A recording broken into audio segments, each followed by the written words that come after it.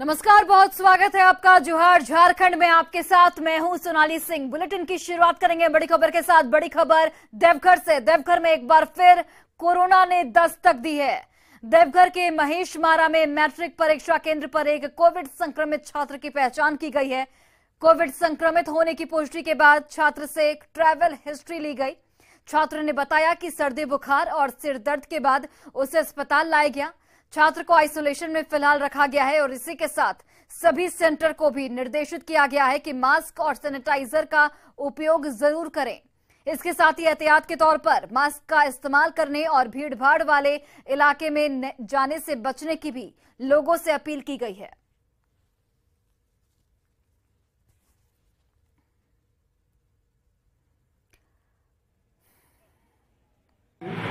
जो 10th के मुझे लगता है एग्जामिनी थे, वो यहाँ पर आए जांच कराने के लिए। सर्दी खांसी बुखार उनकी थी और वो कोविड पॉजिटिव रैट से हमारा पाया गया एंटीजन टेस्ट से।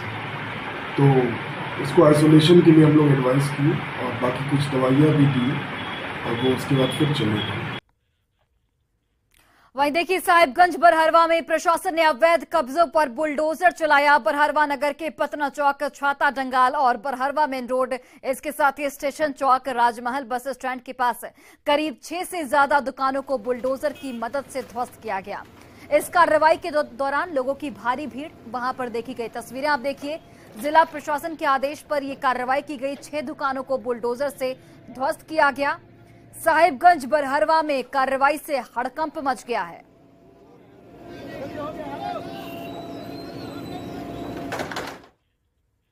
देवघर के मोहनपुर जैप 5 में देर रात अचानक तबियत बिगड़ने से 40 जवान को देवघर सदर अस्पताल में इलाज के लिए भर्ती कराया गया।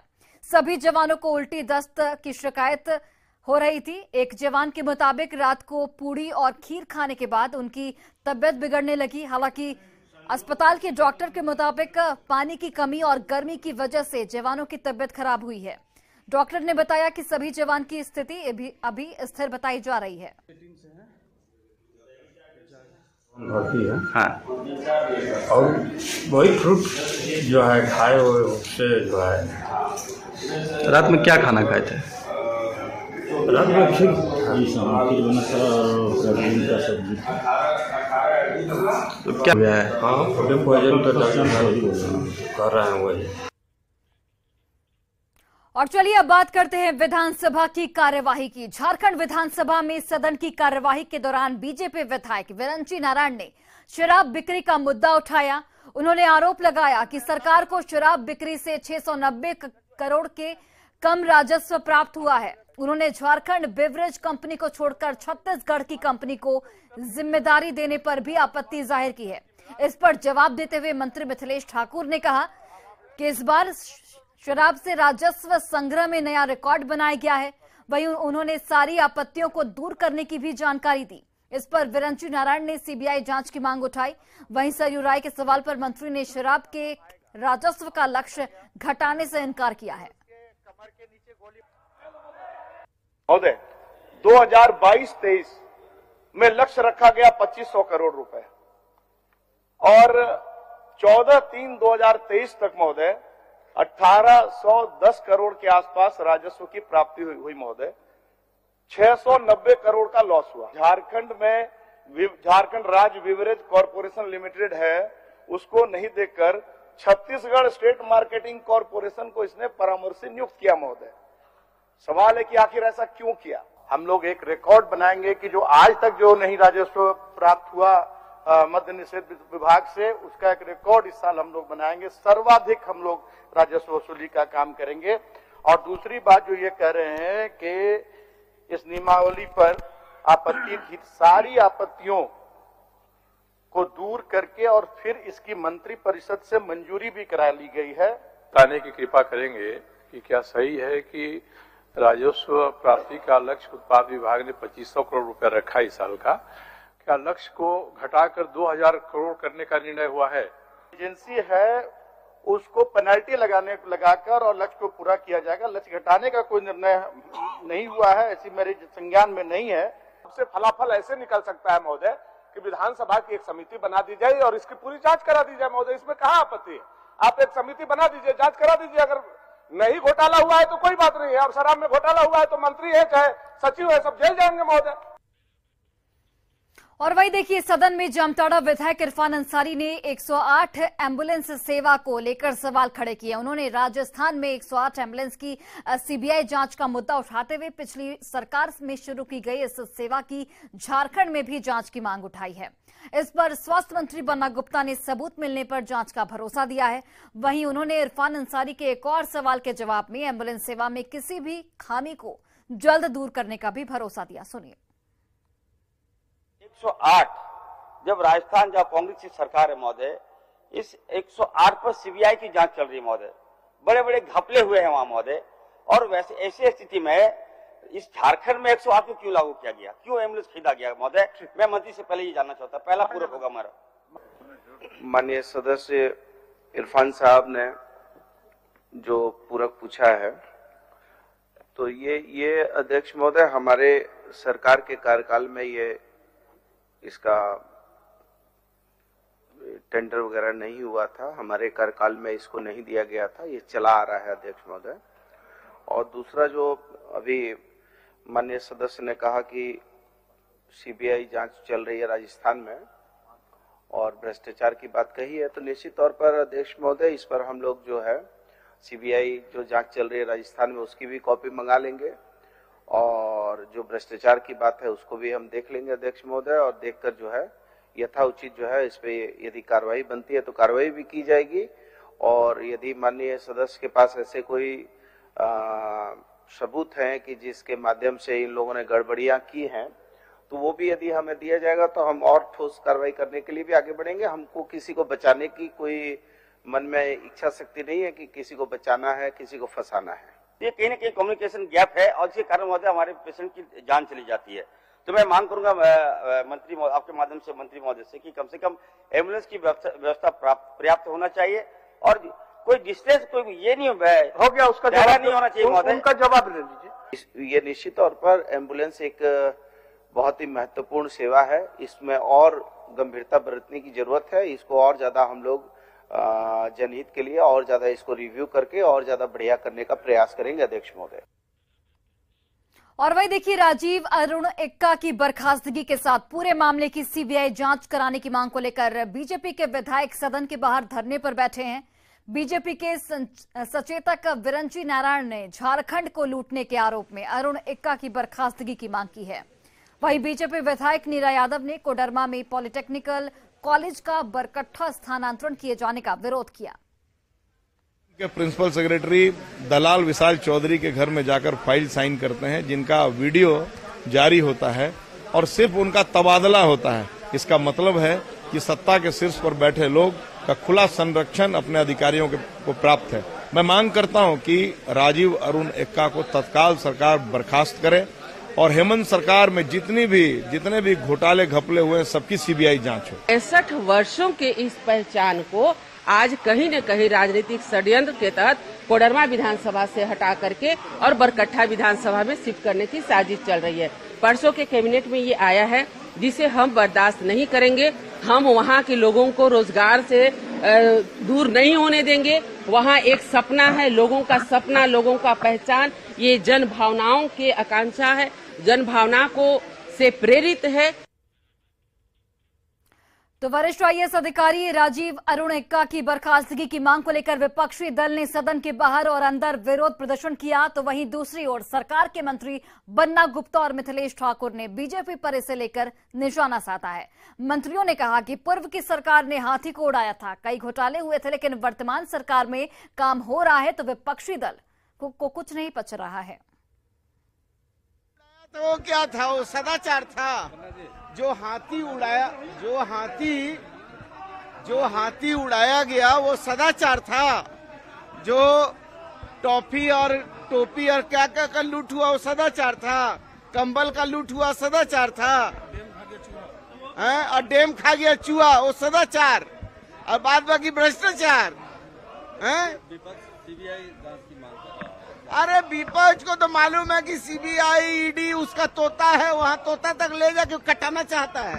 राजीव अरुण एक्का, अरे भैया वो गरीब का बेटा है, कितना बड़ा अपराध किया, जितना बड़ा किया उतना बड़ा उसको सजा मिल गया। अब उससे ज्यादा क्या चाहते हैं? हत्या में उसको जेल में भेज दिया जाए। की साजिश हमारे माननीय मुख्यमंत्री, हमारी सरकार इनकी साजिश कामयाब नहीं होने देगी और हम हर वर्ग के लोगों को उनका हक अधिकार दिलाना चाहेंगे। और राज्य के युवाओं से हम जो बेरोजगार हमारे युवा हैं, जो नियोजन की आस लगाए बैठे हैं, उनसे आग्रह अपील करना चाहेंगे आपके माध्यम से कि किसी इनकी साजिश में ना आए कि ये सिर्फ और सिर्फ बाहरी ताकतों को बढ़ावा देने वाले लोग हैं और ये स्थानीय लोगों को उनका हक अधिकार से वंचित रखना चाहते हैं। वो लोग अपनी अपनी तैयारी करें और सभी लोगों को सभी का हक अधिकार मिले। और इधर जामताड़ा विधायक इरफान अंसारी ने बीजेपी को विकास विरोधी बता दिया है। साथ ही कहा गया है उनकी ओर से कि अगर बीजेपी के लोग सचमुच में राज्य का विकास करना चाहते हैं, राज्य का हित चाहते हैं, तो उन्हें झारखंड की हेमंत सोरेन सरकार के काम का समर्थन करना चाहिए। सुनिए। युवाओं का सबसे बड़ा विरोधी कोई है तो ये भाजपा के लोग हैं और आज बड़ा उल्टा ही आप वार कर रहे हैं क्या? 2 सालों में 2 साल जब कोरोना आ गया, हम लोग भी नहीं तैयार थे, आप लोग भी तैयार नहीं थे, हम लोगों ने लोगों की जान बचाई। मैं आग्रह करूंगा अपने विपक्ष के साथियों से कि झारखंड जो अगर सही में आप हितैषी है युवाओं के प्रति, 1932 खतियान के प्रति तो आप कभी सीरियस रहे नहीं आप लोग। जरा भी अगर नैतिकता है तो सपोर्ट कीजिए हम लोग को और हमारे मुख्यमंत्री जी को सपोर्ट कीजिए और हम लोग विकास करेंगे। इसी बीच बड़ी खबर रांची से सामने आ रही है। नामकुम गोलीकांड मामले में 2 घायलों का रिम्स में इलाज जारी है। राहुल और आशीष का रिम्स में इलाज किया जा रहा है। दोनों को पैर में गोली लगी है। तो बड़ी खबर, बड़ी जानकारी रांची से। नामकुम गोलीकांड मामले में 2 घायलों का रिम्स में इलाज इस वक्त चल रहा है। राहुल और आशीष का इलाज चल रहा है। दोनों को पैर में गोली लगी है। आज पूरे झारखंड के लिए मौसम विभाग ने ऑरेंज अलर्ट जारी किया है। राज्य भर में आज बरसात के साथ साथ ओलावृष्टि और वज्रपात की आशंका जताई जा रही है। जानकारी मिल रही है कि गढ़वा, पलामू, चतरा और लातेहार को छोड़कर पूरे राज्य भर में ओलावृष्टि हो सकती है। मौसम विभाग के अनुसार आज के लिए ऑरेंज अलर्ट जारी किया गया है। वहीं कल और परसों भी झारखंड में येलो अलर्ट जारी रहेगा। उनकी अगर माने तो कई क्षेत्रों में वज्रपात के साथ तेज गति से हवा भी चल सकती है। मौसम में बदलाव को लेकर आम लोगों से अलर्ट रहने की अपील की गई है। आज बात करें तो 17 तारीख में भी झारखंड में कई हिस्सों में आपको जो गर्जन और वज्रपात के साथ में बारिश देखने को मिलेगी। साथ साथ में ओलावृष्टि की भी संभावना जताई जा रही है। जामताड़ा जिले में संचालित कुपोषण उपचार केंद्र का लाभ यहां के कुपोषित बच्चों को नहीं मिल पा रहा है। इस साल एमटीसी में बेड लगातार खाली रहा है। फिलहाल जामताड़ा सदर अस्पताल में मात्र 1 बच्चा एमटीसी में इलाजरत है। बीते 3 महीने में सदर अस्पताल के एमटीसी में मात्र 7 कुपोषित बच्चों को एडमिशन हुआ था। वहीं पूरे जिले की अगर बात करें तो सदर अस्पताल, सीएचसी नाला और सीएचसी नारायणपुर मिलाकर कुल 30 बच्चों का एडमिशन एमटीसी में हुआ।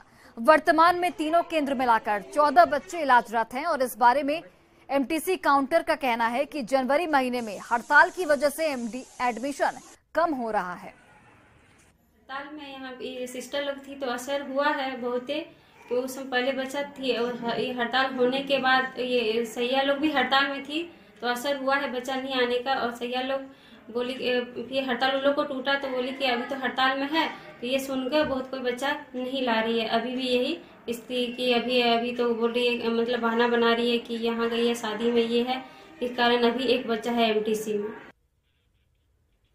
वहीं देखिए, हजारीबाग में अवैध हथियार फैक्ट्री संचालित करने के साथ आरोपियों को कोर्ट ने 10 साल के सश्रम कारावास की सजा सुनाई है।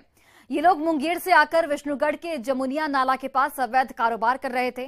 नवंबर 2021 की ये पूरी घटना, जहां विष्णुगढ़ थाना क्षेत्र से महज 700 मीटर की दूरी पर जमुनिया नाला के पास एक अवैध मिनी गन फैक्ट्री संचालित की जा रही थी। इसमें छापेमारी के दौरान 7 लोगों को रंगे हाथों गिरफ्तार किया गया था। हाईकोर्ट के आदेश पर फास्ट ट्रैक कोर्ट में मामले की सुनवाई की गई, जिसके बाद ये फैसला सामने आया है। हम लोगों ने 90 दिनों के भीतर चार्जशीट सबमिट करते हुए ट्रायल चलाया और जो ट्रायल था इसको हम लोगों ने प्रायोरिटी बेस्ड ट्रायल करते हुए जितने गवाह थे उनका हम लोगों ने गवाही ससमय सुनिश्चित करवाया और कल माननीय न्यायालय द्वारा उन 7 अभियुक्तों को 10-10 साल का सश्रम कारावास सुनाया गया है। साथ ही हर एक व्यक्ति को 25-25 हजार रुपए का नगद जुर्माना भी माननीय न्यायालय द्वारा सुनाया गया है। तो मैं समझता हूं कि ये एक प्रोएक्टिव पुलिसिंग की जीत है। वहीं देखिए, धनबाद के कुमार धुबी बालिका उच्च विद्यालय निरसा में 3 असामाजिक तत्वों ने कार्यालय और स्टोर में आग लगा दी। धुआं निकलने के बाद लोगों को आग लगने का पता चला। स्थानीय लोगों की मदद से हालांकि आग पर काबू पा लिया गया है। कुमार धुबी पुलिस इस पूरे मामले की छानबीन में जुटी हुई है। आग में कई अहम दस्तावेजों के जलने की भी बात सामने आ रही है। देखा कि एक ऑफिस में और किताब कॉपी जैसे रूम में रखा हुआ है, वहाँ जोरदार आग लगा हुआ था। फिर हम लोग सब मिलके दरवाजे को तोड़ा गया। फिर अभी भी देखे, आप देख सकते हैं पूरा आग लगा हुआ, धुआं निकल रहा है। फिर हम लोग मोहल्ले कुछ लोग मिलकर पानी का छिड़काव किया। हम दृष्टा में तो लगता है कि किताब में लगल है तो कोई लगाया होगा या इसे कहा, ताकि उधर में रिकॉर्ड भी था स्कूल का, हो सकता है। तो जांच के बाद ही पूरा क्लियर हो सकता है। और खबर जमशेदपुर से है, जहां मानगो की सनराइज टाइल्स में इनकम टैक्स की छापेमारी समाप्त हो गई है। आयकर विभाग की कार्रवाई समाप्त होने के बाद सनराइज टाइल्स में वीरानी छाई हुई है। इस छापेमारी की वजह से पूरे इलाके में हड़कंप मचा रहा।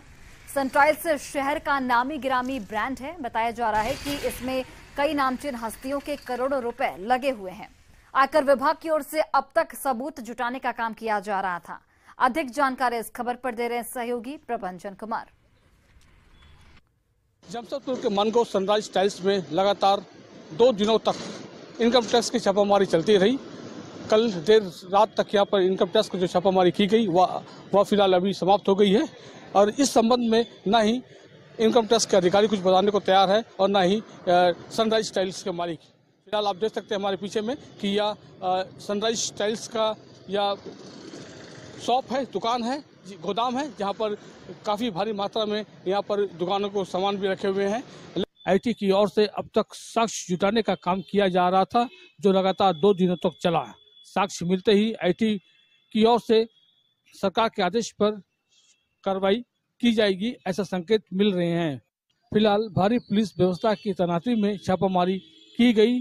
इस दौरान किसी तरह का कोई परेशानी उत्पन्न न हो, इसको देखते हुए सन टाइल्स के बाहर भारी संख्या में पुलिस फोर्स तैनात किए गए थे, जो 2 दिनों तक छापामारी में पुलिस की भारी फोर्स सन टाइल्स के सामने तैनात रही। और इसी जगह पर कल 2 दिनों से लगातार इनकम टैक्स के अधिकारियों ने यहाँ पर छापामारी की है और अभी फिलहाल यहाँ पर इस जगह में वीरान पड़ी हुई है।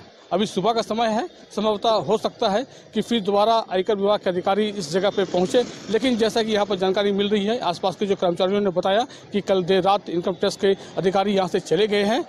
इस संबंध में फिलहाल अभी कोई भी अधिकारी या फिर दुकान के मालिक सामने नहीं आ रहे हैं। प्रभंजन कुमार, न्यूज़ 18, जमशेदपुर। गिरिडीह के आदिवासी बाहुल इलाके तीसरी प्रखंड के गढ़कुरा पंचायत के बरतला में हिंदू ईसाई मिशनरियों के निशाने पर हैं। यहाँ हिंदुओं का धर्म परिवर्तन धड़ल्ले से हो रहा है। पिछले 2 साल में 40 में से लगभग 10 हिंदू घरों के लोगों ने ईसाई धर्म अपना लिया है। अब यहाँ पर एक कदम आगे बढ़ते हुए हर सप्ताह चंगाई सभा का आयोजन भी किया जा रहा है। आरोप यह है कि इसके जरिए लोगों का ब्रेन वॉश भी किया जा रहा है। ग्राउंड जीरो से अधिक जानकारी दे रहे हैं सहयोगी एजाज अहमद। इस वक्त हम मौजूद हैं गिरिडीह जिले के अंतर्गत आने वाले तीसरी प्रखंड के सुदूरवर्ती गांव गढ़कुरा पंचायत के बरतल्ला में। आप हमारे पीछे देख सकते हैं कि चंगाई सभा का यहां पे आयोजन किया गया है और हर रविवार को इसी तरह आयोजन किया जाता है। और इन लोगों का कहना है कि जो चंगाई सभा का आयोजन किया जाता है, इसी सभा के माध्यम से लोगों के बीच जो प्रभु यीशु की जो मैसेज होते हैं, टेस्टामेंट जो बुक वो होता है, उन्हें पढ़कर लोगों के बीच यहाँ पे मैसेज दिया जाता है, ताकि लोगों के जिंदगी में कुछ ना कुछ बदलाव आए। आप देख सकते हैं तस्वीरों में कि ये हर रविवार को इसी तरह का आयोजन होता है और लोग, महिलाएं भी बढ़ चढ़कर इसमें हिस्सा लेती है। और लगभग इस गांव में 40 घर हैं, उनमें से जो 10 घर हैं वो 10 घर के लोग प्रभु यीशु को मान रहे हैं। और आज से लगभग 2 साल पहले ये लोग भी कहीं ना कहीं हिंदुत्व को मानते थे, हिंदू धर्म को मानते थे और जो भगवान की मूर्तियां हैं, शंकर भगवान की मूर्तियां हैं, उनकी पूजा पाठ करते थे। लेकिन इन लोगों ने अब वो तमाम एक्टिविटीज को छोड़ दिया है और अब प्रभु यीशु के ही सिर्फ आराधना करते हैं और अपने धार्मिक जो भावना है उसके आगे बढ़ते हुए इस तरह का आयोजन किया जाता है और किया जा रहा है, पिछले 2 वर्षों से हो रहा है। और जो चंगाई सभा है ये क्या कुछ क्यों करते हैं आप लोग? हम लोग परमेश्वर की महिमा आराधना करते हैं। हम लोग हमारा हर एक संडे को आराधना होता है, परमेश्वर की स्तुति आराधना उसकी होता है, क्योंकि परमेश्वर ने हम लोग के जीवन में बदलाव किया। हम लोग को परमेश्वर ने हमको चंगाई दिया, छुटकारा दिया, इसलिए हम परमेश्वर को धन्यवाद करते हैं, महिमा करते हैं। आज और क्या कुछ कहना चाहेंगे? जैसे कि बहुत सारे लोगों का कहना है कि आप लोग धर्म परिवर्तन का करवाते हैं या तो फिर जबरन करवाते हैं, इसके बारे में कुछ आप लोग, आपका प्रतिक्रिया?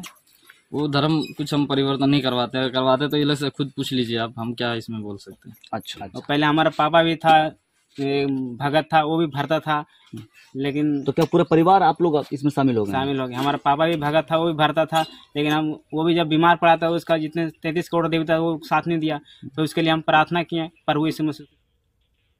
और फिलहाल इस बुलेटिन में बस इतना ही, लेकिन एक नजर अभी तक की सुर्खियों पर।